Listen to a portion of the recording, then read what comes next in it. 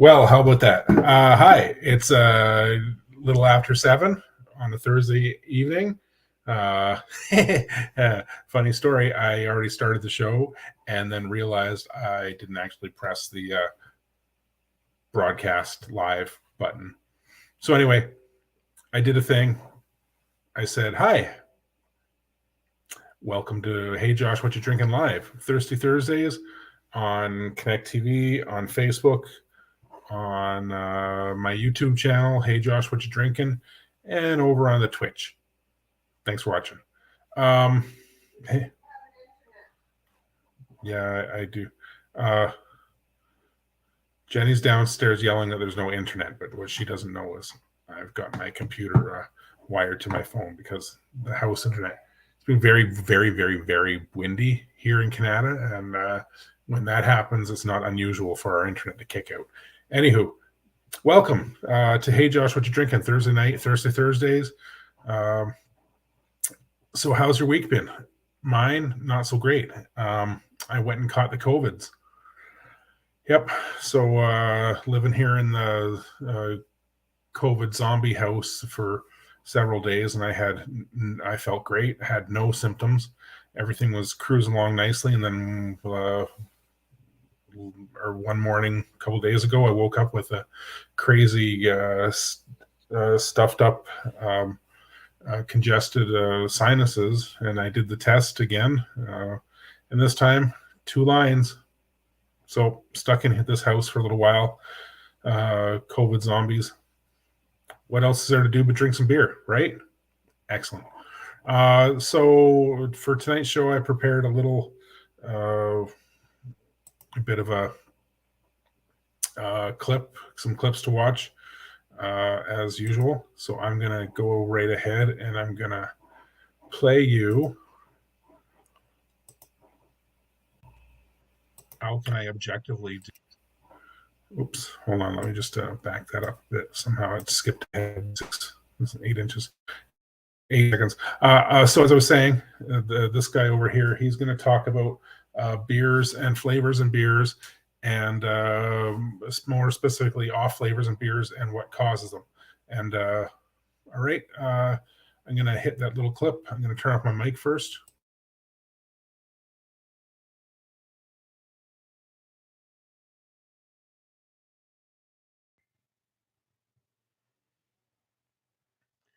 Hi, it's me, Josh. Welcome to this um, segment of Hey Josh, What You Drinking?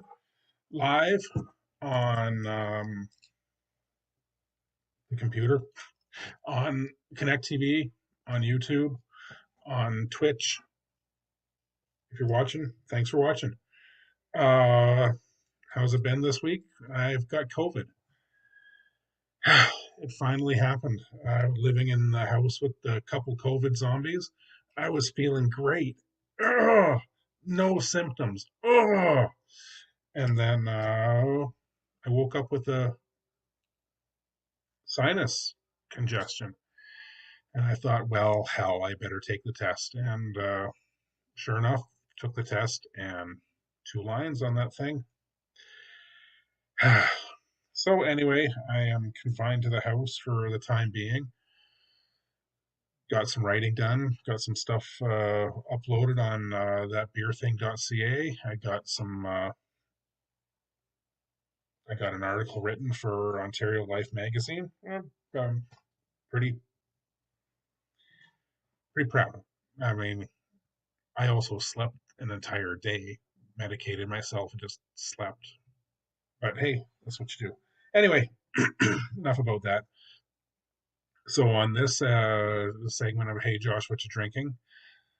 I'm probably either gonna pull up an old episode of the beer review and play that instead because I tried to do one 2 nights ago and with no sniffer, I couldn't smell a darn thing. And if you can't smell anything, you can't taste anything. So how can I objectively do a beer review when I can't smell it or taste it? So we'll see. I might try to do one anyway and just drink a beer. I might just drink some beer. That wouldn't be the worst thing ever. Anyway, back to this segment. Um, got me thinking. Can't smell, can't taste. Got me thinking about the flavors in beer, and how they're perceived and how they're talked about. If you've ever watched an episode of Hey Josh, What You Drinking, or frankly any other beer reviewer or aficionado, or not even beer, you know what, wine, anything, uh, food, chocolate, coffee, anything, right? We'll we'll compare. I'll compare what I'm drinking to other things. Uh, it's easier to say it has a flavor of buttered toast when I'm trying to describe the malty, the malt profile. Uh, what else is it? Has a strong citrus taste or tropical fruits is much easier. Is It's a way to describe the the hop aroma, the hop flavors. Uh, comparing what I Comparing what I perceive of the flavors aroma to be to something else, comparing them to something else, an easy way for me to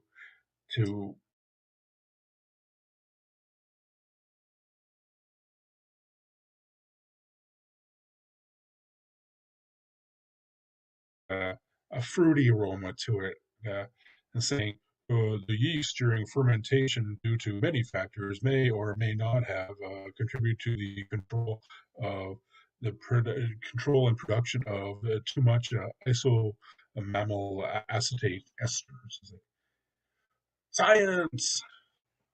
It's just easier to say, "Ooh, it's got a big fruity aroma." I'm not sure if that's what they're going for. It's not a proper. It's not a acceptable in this style of beer. Anyway, so what are some common flavors or describers that all me or other beer reviewers will use? Say we're talking about like desirable flavors that come from the malt in a beer.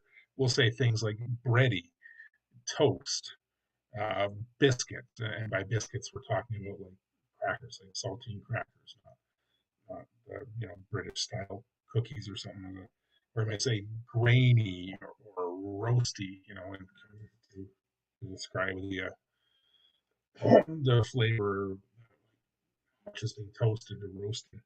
Or then if it's overly toasty, if it's overly roasted, we'll say things like coffee or dark chocolate. And these are generally in most styles of beer like a desirable kind of flavor. They come from the malts. When we're talking about hop flavors, like desirable and pleasant hop flavors in beer, again, depending on the style. If you're going for a light pilsner, you obviously don't want these great big tropical fruity uh, hop varietal flavors in that you would from a quad IPA or something like that. So you say, it's got a tropical fruits. We're talking about like pineapple and mango and stuff like that. Passion fruit, the tropical fruits, or citrusy, or in some of the more classic styles, we're talking about grass and hay, or pine, like, or even peppery, spicy. These are general flavors that are acceptable and desirable and pleasant in certain styles of beers. Uh, Same thing, pardon me, same thing with the yeast in beer. Every type of yeast is going to add a different type of flavor, but some that are good and acceptable and desirable are in certain types of beer. I'm thinking of like a Belgian wit beer. Belgian yeast has a very distinct Belgian yeast flavor. If you know you drink, if you've ever had Stella. Stella is a big macro type. You take a drink of that, there's a very distinct yeasty flavor in Belgian beers, and that's maybe you know what I'm talking about, maybe not. Maybe I'll have to do an entire episode. Maybe I'll have to review a Stella one day. Anyway, good and desirable yeast flavors are sometimes described as a banana or like cloves, uh, a floral, uh, which can also kind of go lean on the hop aromas or hop flavors too. Uh, Floral, butterscotch, candy like, uh, sweet, very sweet. Uh, uh, yeah, those are some flavor comparisons that you'll hear a lot from me and from others who review beers, talk about beers, think about beers. But you know what? Sometimes, despite all the knowledge and hard work and experience of a brewer, something goes astray. It's bound to happen. And off flavors and smells will develop, and those can just they can wreak havoc on a beer. Sometimes can make them undrinkable. I haven't poured many out. Do I look like I've not drank my beer? I can only think of one in recent history that I had to dump out because of like really bad off flavors. And the brewer, I'm not going to say who because I don't want to dump on them. They acknowledged that they accidentally had a bad batch and it slipped past them, and they replaced it. Easy as that. And the replacement was perfect. The replacement was great. So a good brewer will recognize these off flavors and either correct them. They can often be corrected during the brewing process, or shudder to think they're going to have to dump the whole batch and start again. Sometimes they're just not salvageable. Uh, on the very rare occasion, um, you'll get a bum can, a bad beer, a shitty bottle. Maybe it's just a rogue bottle, or maybe it's a whole batch of bad beer. Some of those shitty flavors that we really don't want and that are just undrinkable would be like uh, rotten banana, like an old banana peel. Now, I said before, banana could be a desirable flavor and aroma, but I'm talking about rotten, old, greasy banana peel skin. Nobody wants that. Um, Rubbery, medicinal, um, solvents, and sulfur. These are generally um, flavors caused by problems with the yeast, problems with the temperature of the fermentation, allowing the beer to sit too long on the trub, or that's the yeast that settles to the bottom. Uh, Improper lagering or uh, ferment. Sometimes not enough yeast, or even too much yeast, put in the fermentation. Again, science. Uh, some other flavor, like rancid butter. Okay, those, okay, I was talking about the flavors caused by yeast. These caused by off flavors in the malts. Pardon me. Yeah, like rancid butter, old rancid butter. Um,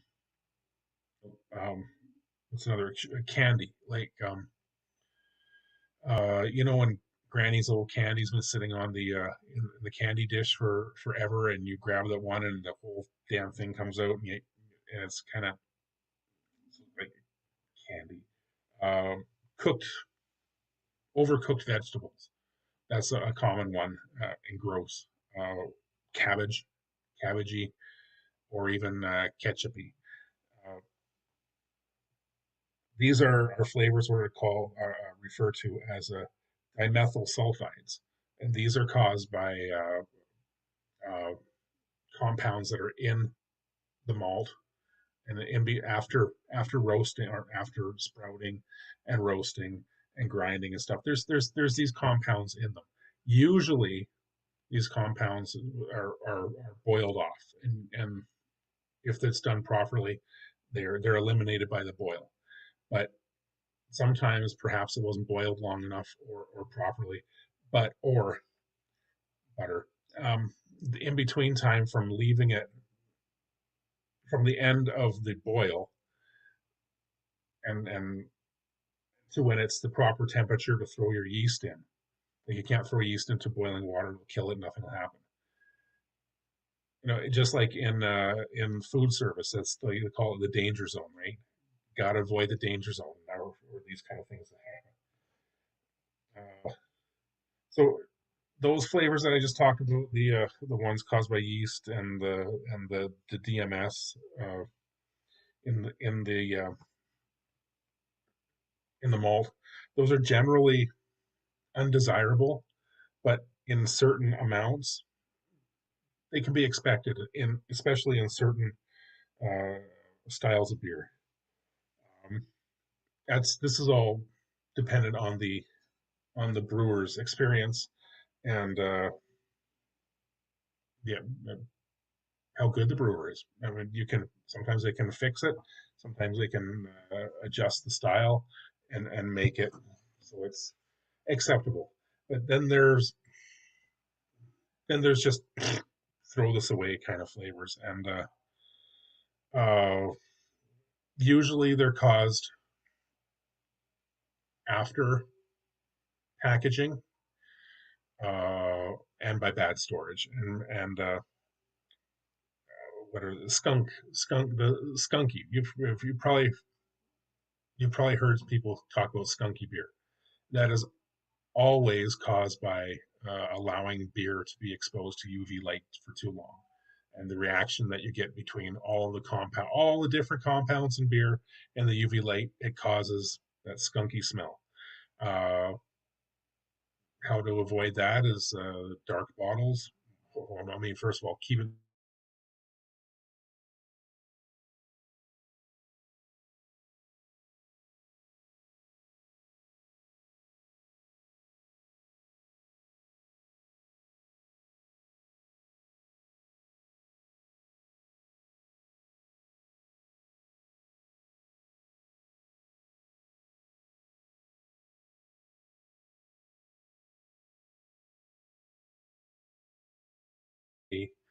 ugh, you can't drink that, and that is caused by oxidation.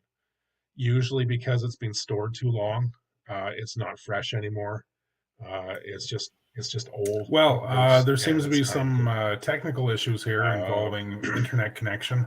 it can be Uh, exasperated if I there was was too talking much about headspace left in the bottle or skunkiness in can beer and how that's caused by UV light or and solved by keeping it in leakage, out of the air light. leakage, I was also talking about or wet paper smell and osmosis. It can happen. uh, It can happen in bottles. It can happen.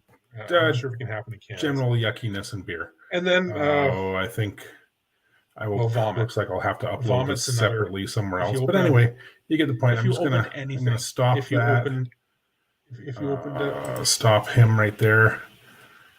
Might as well remove him. Hi, it's me again. Uh, I'll go back to my notes. So, skunkiness, we were left off there.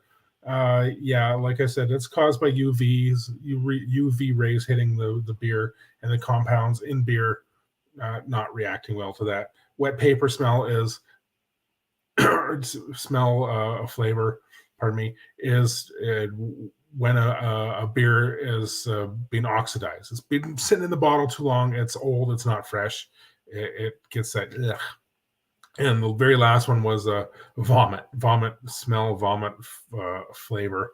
You don't want that. That it means it has got a bacterial infection. Something has gotten into it. It is the only salvageable thing to do is dump it out. All right. So cool. I hope that answered a little or answered questions that weren't asked. Here, let me hide that.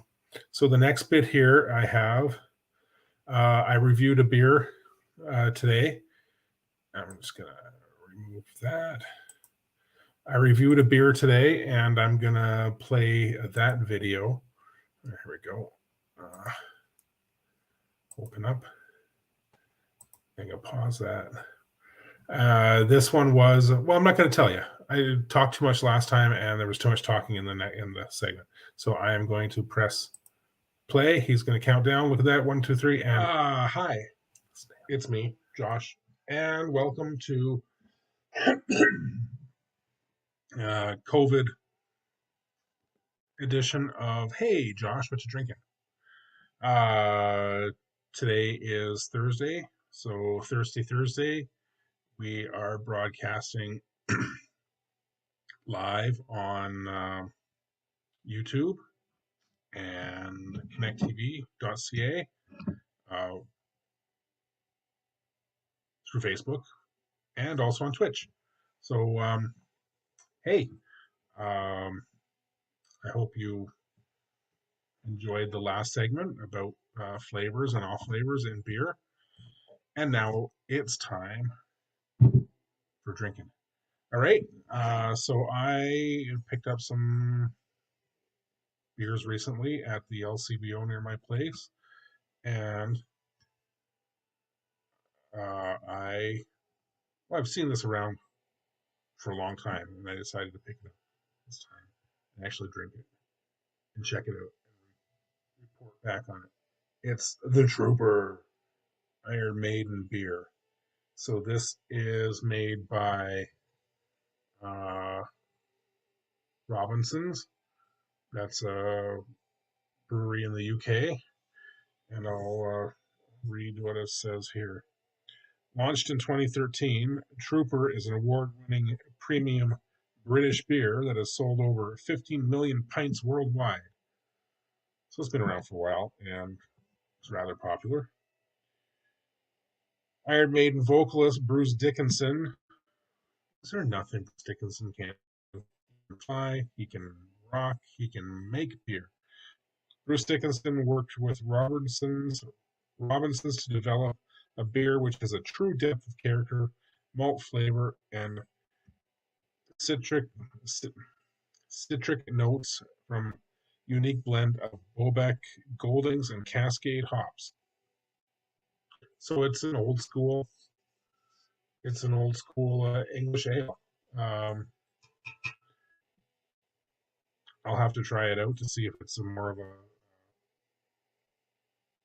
like a brown ale or an bitter or a ESB extra special bitter. But according to the information, it is a old school British ale. Goldens, wow. Uh, Bobecks, Cascades, what could be more British? Well, I made an Eddie there. Trooper. Let's do this. Okay.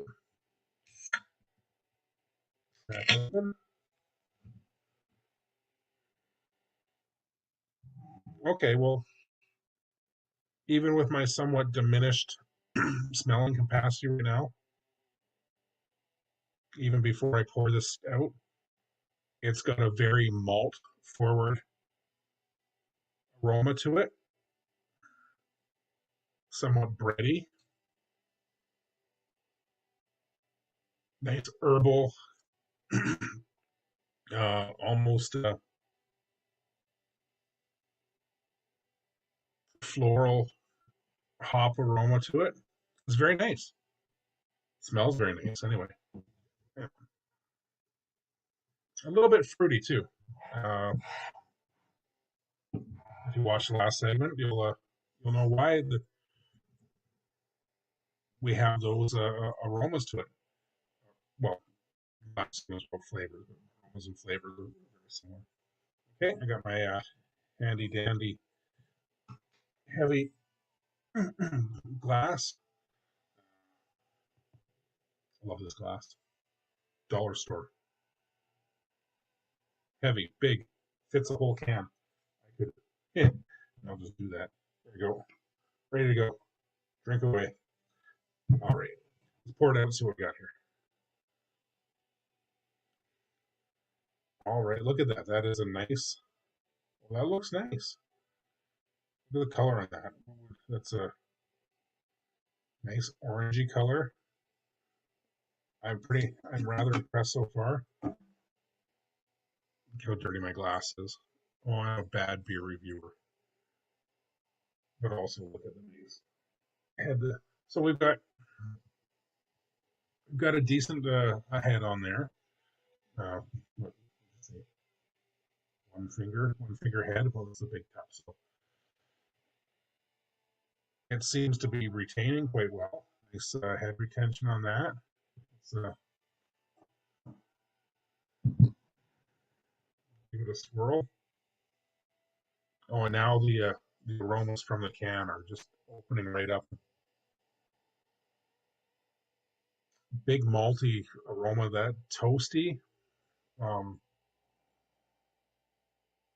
little bit of caramel, maybe a hint of sweetness.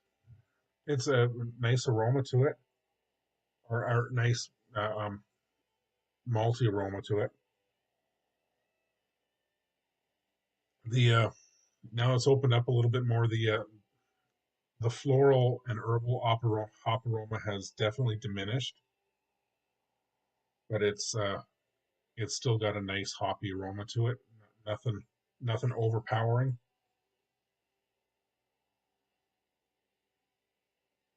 Yeah, it's almost got a butterscotchy aroma to it. It's very nice so far. Well, let's taste it.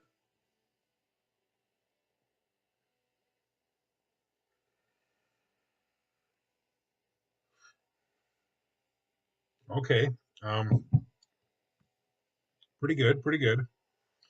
Again, I'm going to attribute the fact that I have the Rona virus, and my smelling is somewhat diminished. It was greatly diminished before, but it's somewhat diminished now. And since smell is a hefty portion of taste, um, it is nice. There's nothing offensive about it, but it's not very exciting. There's not much to it. Definitely get a that floral, um, herbal hop flavor, more on the herb side. Um,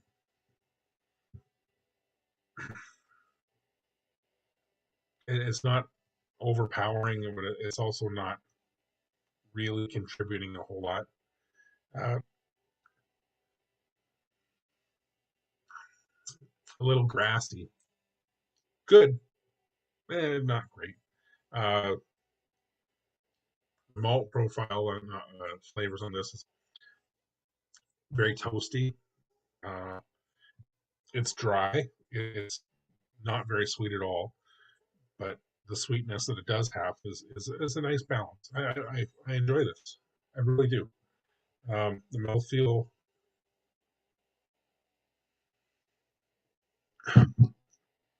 it's light, crisp. It's fairly highly carbonated. We're still the head retention, the lacing is still there, but the head retention, but it's still quite effervescent in the mouth feel. If this, I don't know what category, style I would call this beer. I call it an English. I wouldn't call it a brown ale. I wouldn't really call it a bitter. I guess it's a bitter. Yeah, it's a light bitter. That's what I would say. Overall, this is a solid brew. Um, Pretty good, quaffable. I mean, and at 4%, it's not too high in alcohol. Definitely have a couple before uh, saying no or not or having more. I don't think it's a craft beer, but it's good. I like it. Okay, um, I would buy this again. I would. If I was going to rate it, I would say out of five, I would give it a solid 3.5. It's not great, but it's not bad. All right. So I'm going to say goodnight, and I hope you enjoyed the previous segment on flavor and aroma and how I describe it. And it's kind of cool. I hope you enjoyed this beer review. All right.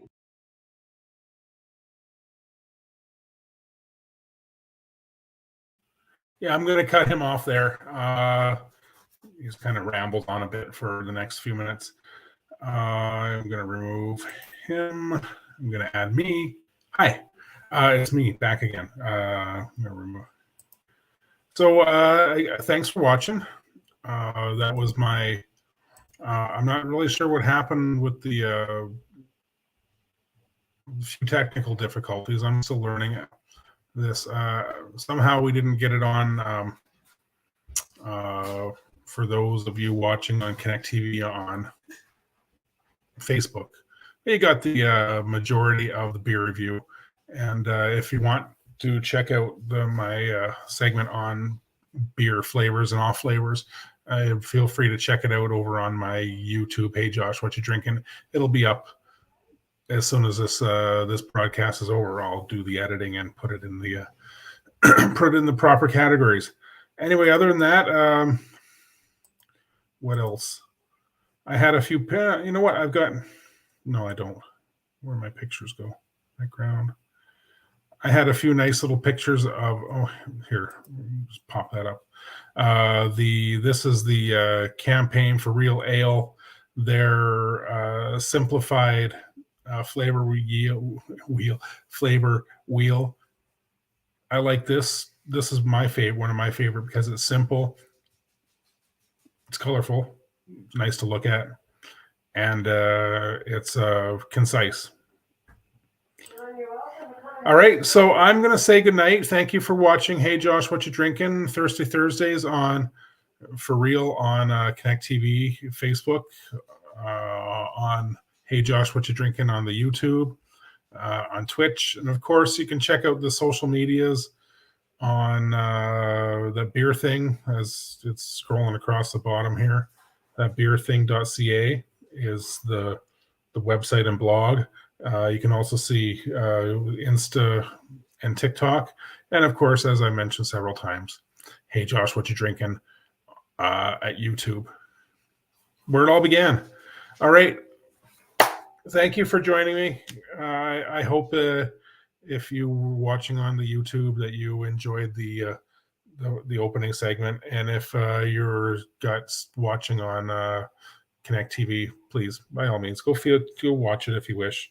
If you don't, I'm fine with that too. It was fun to make, and that's really all that matters to me at this point. So good night. Cheers. I'll play you out. Good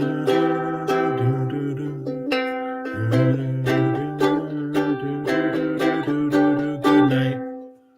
Good night.